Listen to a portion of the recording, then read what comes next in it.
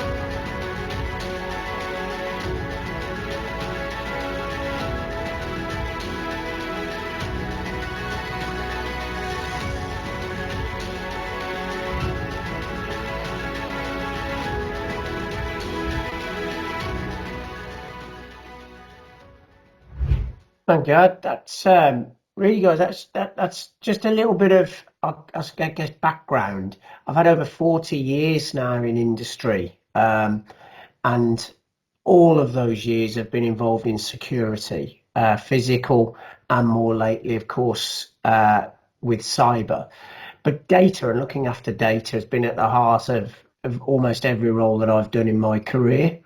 And as a bit of background for Intercity, we're a Birmingham-based business providing solutions for communications, managed IT services, and cloud and security. And our cloud and security business has grown massively, significantly over the last few years, given the fact that now cyber is at the heart of probably everybody's risk register. If not number one, it'll certainly be in the top three now. So I wanted to give that as a bit of background as to really, I guess my credentials to sort of talk to you guys, and having come from the shop floor environment myself, is really understanding and trying to grasp this risk that is out there now and getting more and more sophisticated. And I just want to make sure you guys today have time to reflect and think we need to do more, or we're in good shape. Very often, the people who are most at risk are those that think they have everything covered. So, but it is, as I say, it's a non-tech presentation, so please stay with us. Okay, next slide. The hackers could purchase all of what's known as your digital on the business community says it's been targeted in a complex cyber attack. Now, the organisation, a one-stop shop for hackers, was struck by a cyber attack. With cyber attacks continuing to be a substantial issue. Cyber fraud is expected to become the country's most common crime.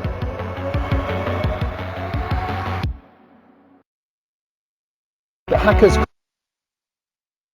I show this slide really because this is really important to me from a wide. What does this have to do with cybersecurity?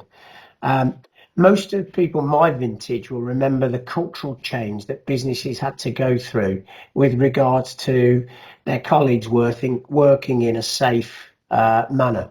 And health and safety was a real cultural change program that took hold, I would say 15 years ago.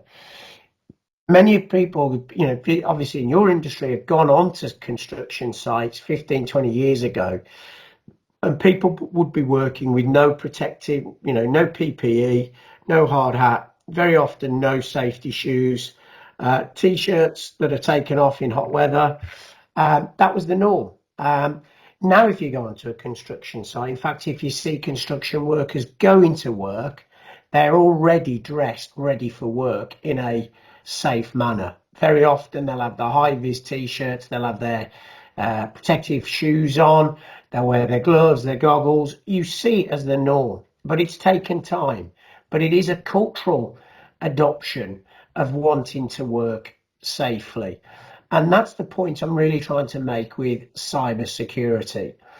If you think of cyber security in that manner, we'll all get better and all get more prepared for the inevitable security attempts on your security. It's not now anymore a case of if. I would argue now it's more a case of when. It's now the third largest economy in the world with over 6 million. It's worth $6 trillion, only behind the GDP of China and America. So that's how big this is. And the other point is with cyber that we're now seeing, and you see in the press, the media, they're not just going after the big boys. Of course, they make the headlines, but there are thousands of businesses in the UK getting affected year on year with a cyber attack, ransomware, malware attack. And it's now really time for every company to take the responsibility to do a little bit more in taking on board the cultural change that we saw with health and safety. And if nothing else today, please just reflect on this journey of health and safety in construction with cyber security in construction. It's very relevant for this sector. Thanks, Ad. And this is some software we run, and this is a live snapshot of this is just a live data shot of the cyber attacks that are going on day in, day out, every second. You can see this. This is run by our security vendor Checkpoint, one of the largest security software companies in the world. And you can see just the amount of attacks that are going on every minute. And you can see, they're targeting the what you'd say are the most wealthy nations. In the UK, top 6, we are very, very prevalent in terms of getting attacked. So again, just a visual image for you guys to see the volume of attacks that are coming inbound to us.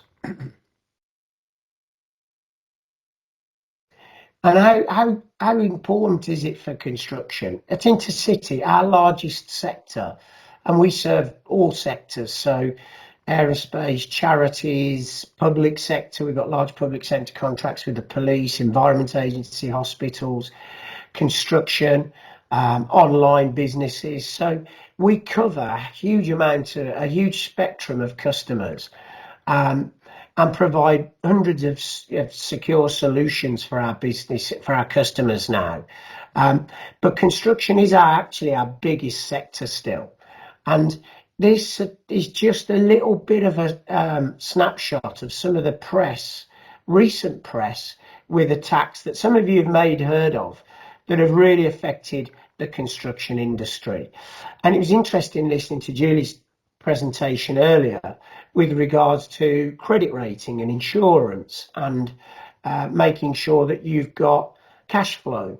Well, that's exactly the reason why cyber's important. It is at the heart of your company's governance and assurance, and increasingly now cyber insurance is becoming more and more expensive, and also in some cases, it's just not, they're not insuring companies now if there is absolutely no basis of any self-protection there. So this is really growing in terms of the risk and the difficulty to get insurance to fully insure against the risk that's continually increasing and evolving. So please, guys, make sure that you get, and you go away and reflect on today and think, crikey, we need to do a bit more on this. Next thing.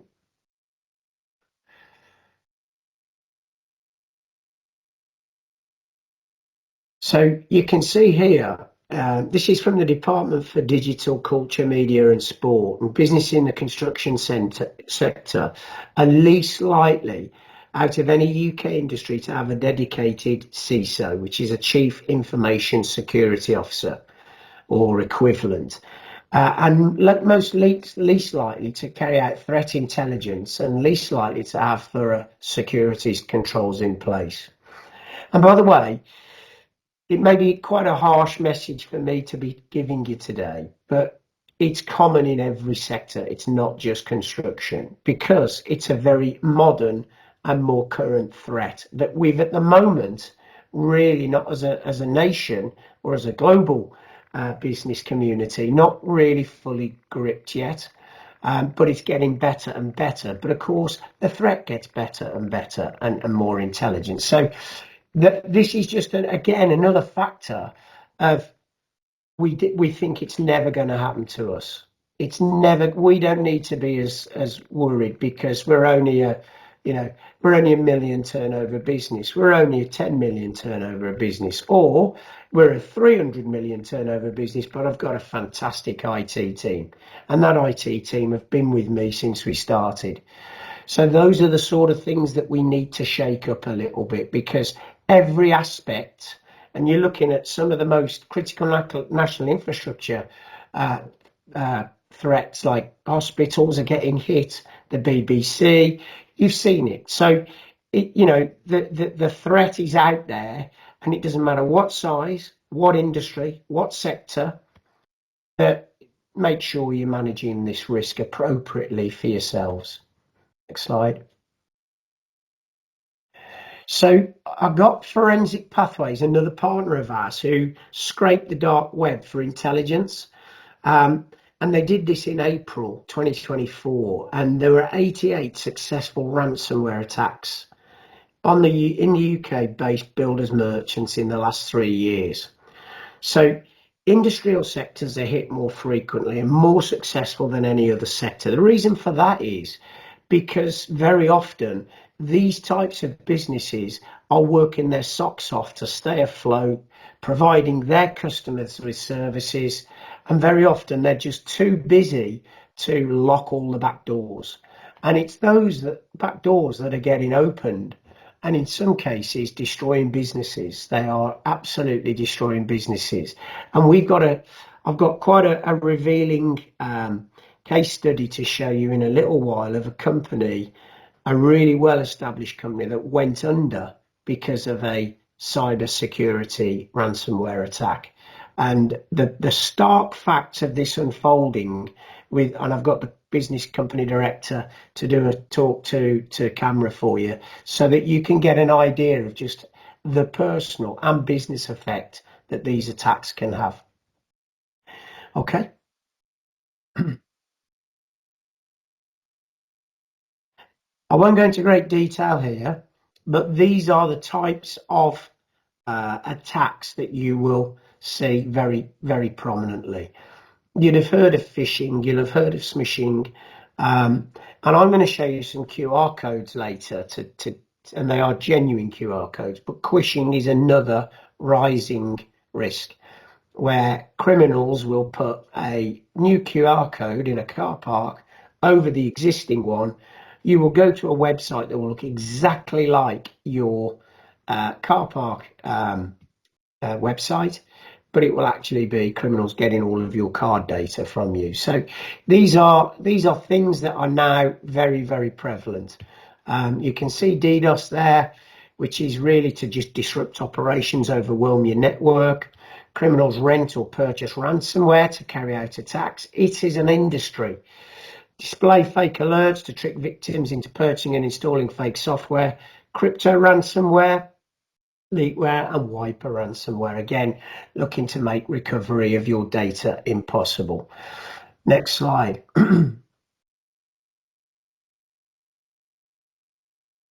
And I was talking about the scale of industry. This is almost like a trust pilot for sort of cyber criminal vendors.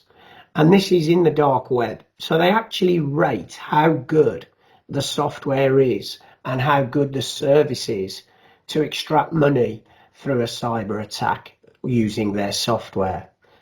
So you can see here, 91% of market exploits can be bought for less than $10. So this is just so easy to do. And that's why the scale of it is so big.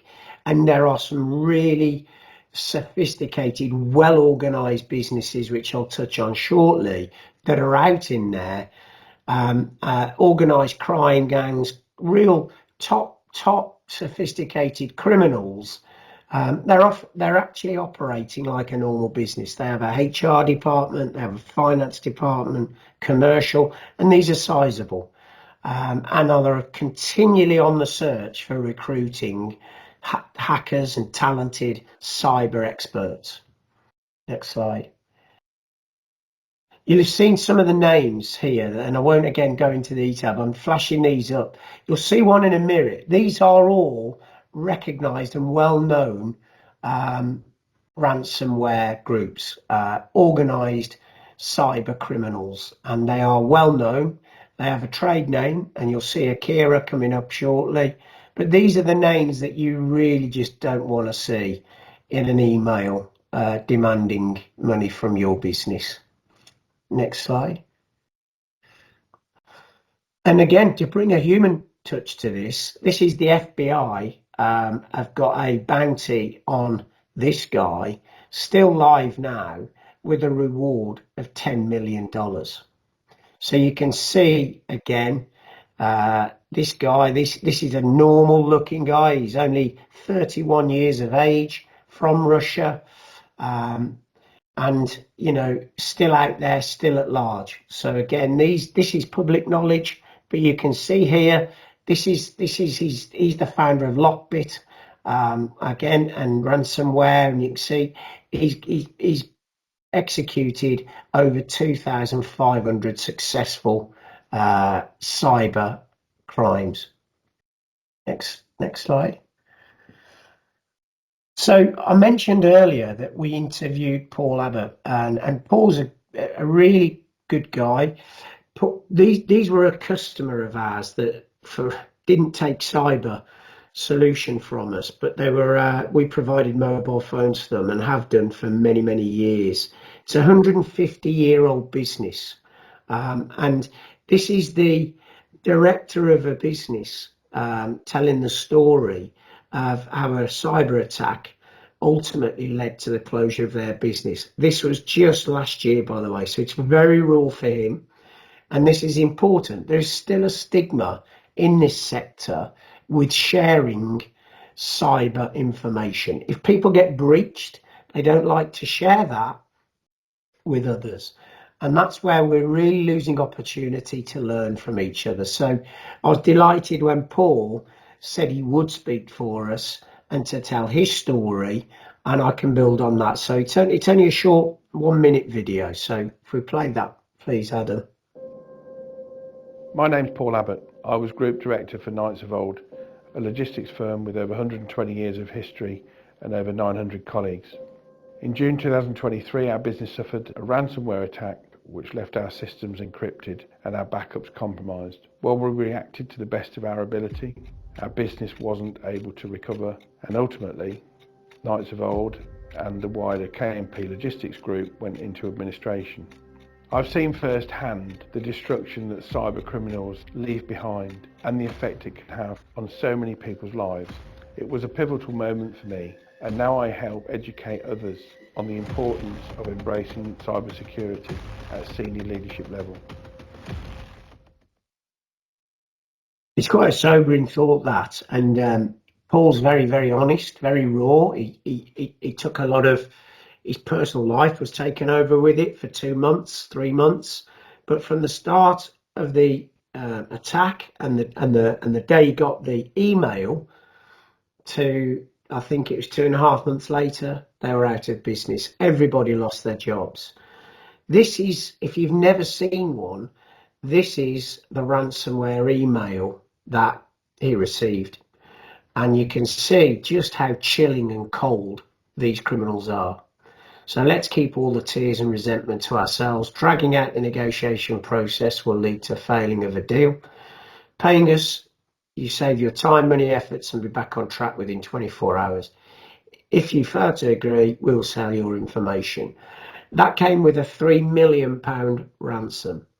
And this is a logistics company, 150 million turnover, 730 employees, over 300 trucks, large vehicles, lorries on the road. And they carried on operating for around about 8-9 weeks, but they had no data. They had to fall back to manual processing of orders, payment, etc. And you can imagine, just imagine your business now having absolutely no access to the data around customers, payment, and that's exactly what they did. And they ran out of cash. That's basically why they went bankrupt. They couldn't tell where they were owed money. They were paying money. The banks eventually wound them up because they said, well, you've got a very viable business, but we've got no data on which to support you with. And I can't keep giving you credit. Again, back to Julie's presentation, which was brilliant. Can't keep backing you with this without you having your source data of orders, of backlog, etc., etc. 150-year-old business went, as I say, went under because of these absolute, these criminals, let's say. So you can see just how chilling it is, and that's again the evidence of the cold-heartedness of them, and that's why it's much better to be prepared rather than trying to recover after an incident.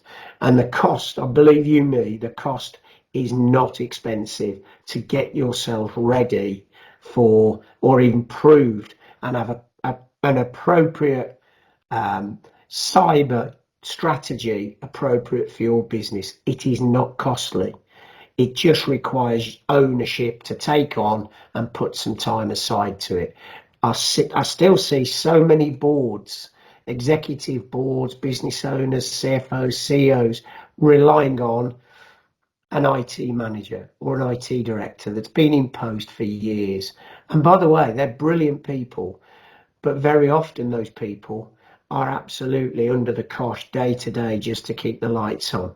They're probably totally overworked, and so they don't have time to have and put a real strategy in place in what is probably going to be your number one business risk in the coming years. Okay, next slide. So just to give you a snapshot of how we approach this, and as I say, this is we developed this framework really probably about 2 years ago fully, and it's really pulling on the best expertise from the government, the National Cybersecurity Centre, and the NIST principles, which is the National Institute of Standards Technology, is for American equivalent. So you've got the National Cybersecurity Centre and the NIST principles. When you look at those two in isolation, it's very difficult for a business to grip that and say, well, what do we do? How do we pull that all into one very simple business process and structure and framework that I can understand? And the key to this is this has got to be able to be understood and challenged from non-technical board level people, all the way down to guys who work in the shop, on the shop floor. It's got to become like the health and safety journey. We've got to demystify it. We've got to stop the technology scaring people off from really looking at just some basic principles that will transform your cyber risk management. It's a cultural change. It really is. And the framework that we've developed, I'm really honoured to say we've won two innovation awards to date, and we're up for a third innovation award next month on how we've pulled this out from a quite challenging technical ecosystem into a simple visual and a simple process. So, talk you through it. We call it the pizza, so it's just for ease. But the first thing that goes around it is board engagement and accountability. If I asked any business, right, who manages all of your risk? Who owns the full risk of your business? It'll be the CEO, the owner, or the very top people. That's who should own every business risk. There'll be processes within and there'll be sub-owners within them. But it's got to start with cyber being owned at the very top.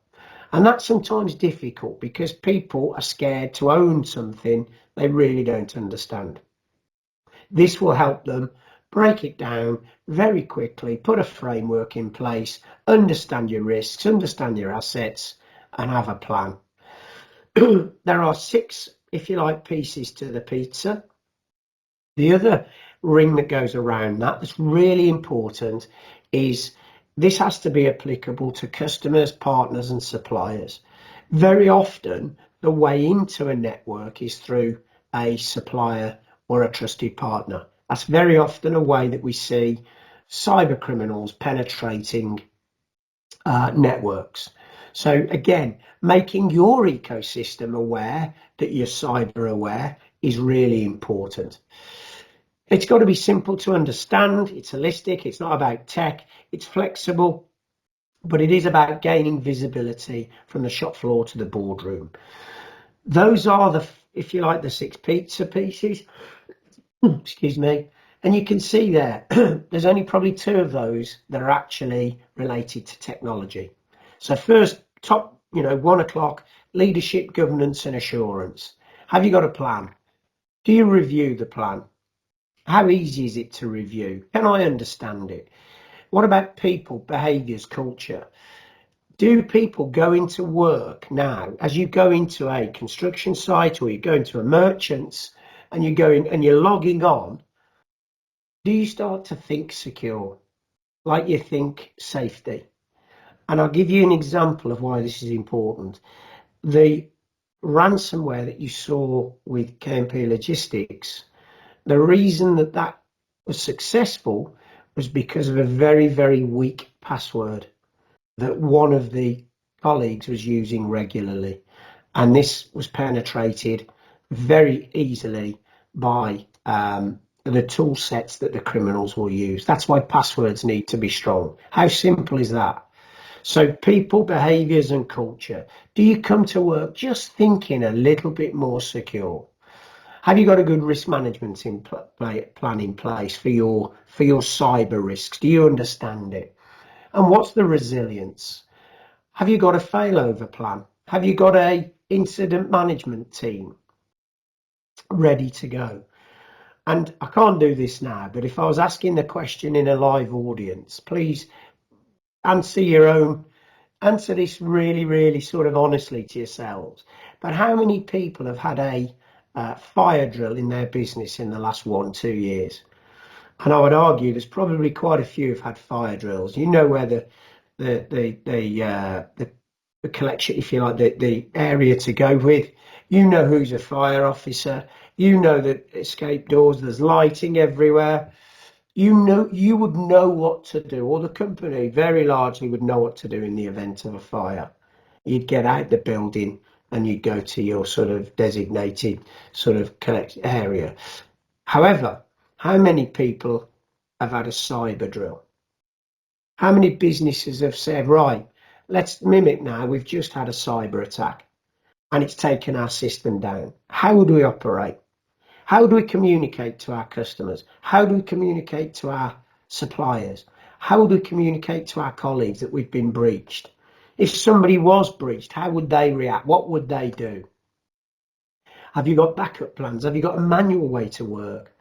Is your data backed up regularly?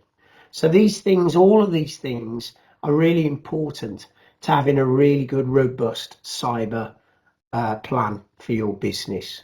Then you've got the technology, you've got the operations and technology. It's really important. So whilst I say this in all tech, a lot of the technology out there now is fantastic, but it's got to be appropriate.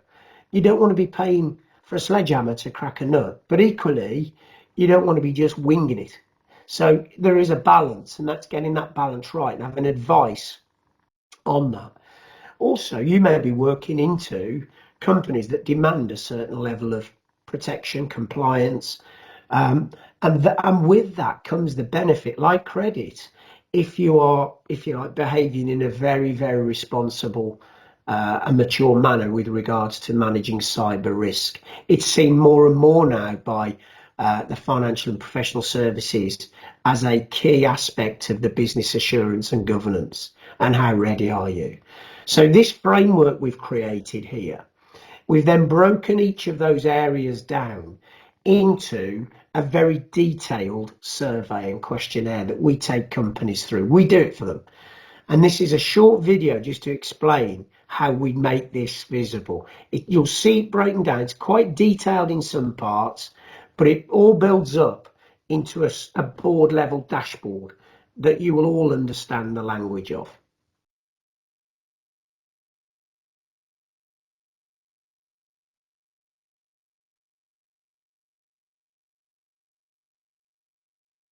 So you can see here, there's the green and there's the red, and you can see security monitoring, staff awareness and training, data security. If you go to identity and access control, who has access, is the device management. Look at the questions we make sure we ask. Each one of these is a little loophole for the criminals to get in. So we need to be very robust in checking what people have got in place to make sure that, you know, the path of least resistance is strong enough. And that's quite a detailed exercise that we take the teams through. Very often we work in conjunction with the IT team. We'll work with their incumbent and we'll say, right, let's take you through this process. And what we will do from that, we'll give you a rating on where we think you are. And the last thing we want to do is show anybody up. It's not that. This is about making people really aware, especially at board level, of the awareness of just every aspect of their cyber risk sort of aspect has been covered. And it can be floated up then as one dashboard that a board can review monthly or quarterly. And you can see there as a pass or a fail, and you can see the detail below. So it goes through response, recovery, incident planning, reporting. So we've brought all the best principles and boiled this down into a very practical, but equally very thorough review of readiness for a cyber attack. So the left-hand side there that I talked about, you can see a suite of products that we offer in the technology space. But I argue that actually the most important piece of the pizza is the one on the right, where people are seen as their asset. They're the biggest risk as well. So 80% of cybercrime is really enabled through human error. So again, getting the culture right. And how often do we talk about cyber culture? We'll very often talk about business culture. We'll talk about health and safety. We've got that right. We've got a great culture. This is the one biggest risk that at the moment we've got to really start to climb the ladder of maturity. And so security awareness and phishing training and building that secure culture, it's safe to say. So it's great, you know, the one thing we don't want is people saying, oh, crikey, I think I've just pressed on a link here. We want people to come and tell us. We don't want people hiding it because they fear they're going to get told off or they're going to be seen as, you idiot. Because it's so easily done. Very in a rushed environment, it's so easily done. We want a culture where it's safe to say, crikey, I've done that wrong. Or I've just seen something that doesn't seem quite right there. Physical security is a big part of it. You know, tailgating into businesses, criminals leaving USB sticks with a sticker on saying payroll. And one of the first things people do, payroll, crikey, have a look at that. They put that into their computer, into their laptop, and bang, they've been hacked. So this is about the culture. And I'd ask you this question: have you got a cyber strategy? Have you got a cyber plan? Is it well communicated? Have you got the right skills? Do you follow it through? Do you look at the risk and think, well, I think we're okay because we've got Cyber Essentials, or I've got Cyber Essentials Plus. And very often, companies with Cyber Essentials and Cyber Essentials Plus have done a fantastic job in getting themselves ready. But that cultural bit for me is really important to add to it, and really keep that current and keep on that, because the minute you just use, it's like an ISO standard, we work very hard to get to them, but they're only as good as in repelling the criminals that are after your data. So please take a judgment on that. But again, this framework will bring out all of these aspects and get you guys in good shape and in readiness for this increasing cyber risk. Next slide. And that's the last slide, really. So as part of this, for NMBS members, we've run a free consultation with our cyber team, many of whom are on the call with us now. And they've got, I've got probably around about 200 years of experience now in cyber security in these guys that we've got, and we've built a fantastic capability. So these are safe, by the way. This is not a joke one, this is not a trick one. These are two really useful QR codes for you. One is to get you signed up for a free consultation. We'll come in and we'll run that assessment that I've just talked about. And getting a third-party assessment is really important for you, so that you're not just relying on the IT guys who've looked after you for 20 years. You really are getting a good third-party review, and then they work together to put you a good plan in place. And then on the other side, you've got, very quickly, a cyber awareness pack, which is pretty much what we've just seen. So it'll give you those nuggets of information. It's all distilled from the National Cyber Security Centre, the UK government's best practice, and that information is renewed and is coming up all of the time. So we're bringing that together, but trying to make it, and it's working. We've now probably got over 100 customers who've taken this on. So this is the sort of, and many companies are doing this. So if it's not intercity, doesn't matter, as long as you protect your business. And I know what happens. This is the worry I have. You will go away tomorrow morning, you'll get hit by loads and loads of emails and problems in your business, or things, or exciting opportunities, and this will get relegated to the back again. Please make sure that you've seen what with Paul Abbott, the personal impact to him, but also the personal impact to 730 of the staff. And the criminals had absolutely no conscience at all. They just, if they didn't pay within a certain time, they just didn't give the data back, and the business went out of business ultimately. So that's me done. I hope that was useful. We've got some time now for Q&A. I finished about 5 minutes early, so we've got some time, if that's okay, if anybody's got any questions. Thank Do you want to stop sharing that?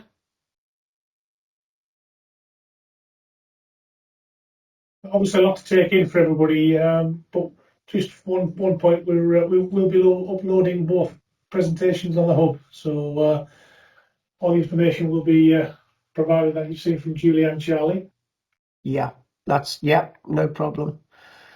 I think the key message from me today, guys, is just really sort of reflect on this and use this sort of 45 minutes, as you did with Julie, to just say, look, are we doing enough? Are we ready? And if it's not you that's responsible for cyber, ask the question of the people who are, because it is without doubt now at the top of every business's risk register. And I will say this: what I've seen in the last 2 years is businesses really getting themselves ready for this, a lot better than they were just 2 years ago. But what I'll also say is the criminals are also getting better and better and better. So that more sophisticated approach from them requires more resilience and more awareness from us. And I just want every member of NMBS and NGB, just make sure you take this away and think. If nothing else, just have a good think, go and have a conversation with the team who are responsible for cyber, or if not the business owner, the CFO, and really ask the question, because it's far, far more economic to spend some money in prevention than it is cure. Good point. Are there any questions, chaps? I'm checking Q&A and there's nothing there yet. I think it's probably going to be one of those that will digest at their leisure and download the presentations and, as you say, reflect. I think that's the key. But it's a serious threat, and as you say, it's forever evolving. So we need to keep on top of it for sure. Absolutely, and it's a consistent message. We've found that the more and more people we talk to, that time constraints are the biggest factor. People just trying to get on and run their businesses and not really have time for a cultural change program in security like they had the cultural change program in health and safety. And I think in your industry in particular and related industries, the embracing of health and safety, it took time, but when it did go, crikey, I've seen a sea change in those last few years. And I think that's what we need now is security. And that's the message I'm sort of banging the drum for, really. Well, thank you again, Charlie and Julie, for your presentations. I think it's been a really useful use of 2 hours of everybody's time. Really, really helpful. Thanks again to Dean and Andy from NMBS to help us put this on. I don't think there's any questions, so we'll wrap it up. Thanks again, everybody. Thank you.